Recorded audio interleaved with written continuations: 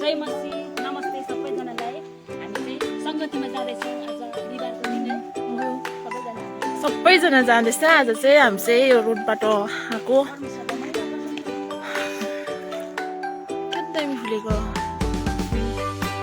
यस्तो दामी फुलिरहेको रहेछ कि फुल। हामी चाहिँ सेवा जाँदैछ आज, नाना बहिनी अन्त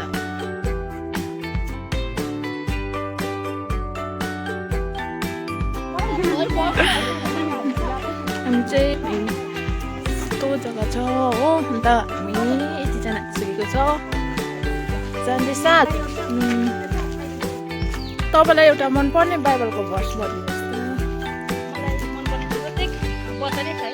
मती 4:4ले भन्छ मानिस भोजनले मात्र होइन तर हरेक परमेश्वरको मुखबाट निस्केको वचनले बाँच्दछ भनेर है। अनि एकदमै मलाई अब राम्रो लाग्छ सबै वचन त होइन।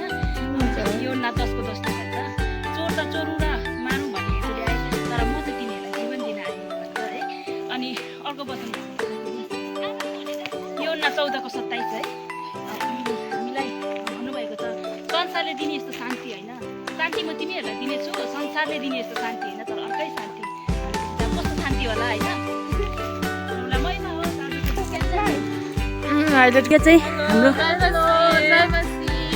यो म्याके बहिनीको फोनबाट मैले अब भिडियो गर्दैछु नि त है। अन्त चाहिँ राम्री राम्री बहिनीहरू सेवा गरिराख्नु भएको छ सङ्गतिमा। हाम्रो बाइबलको वचनले भन्छ कसै कसैको बानी भए चाहिँ तिमीहरू एक ठाउँ भेला हुनु नछोड्नु भनेर है। अनि सबै आज्ञा पालन गर्दै उहाँ एकदमै राम्री राम्री बहिनीहरू हिँडिरहनु भएको छ। उहाँहरूले घमन गर्नुभएको छ।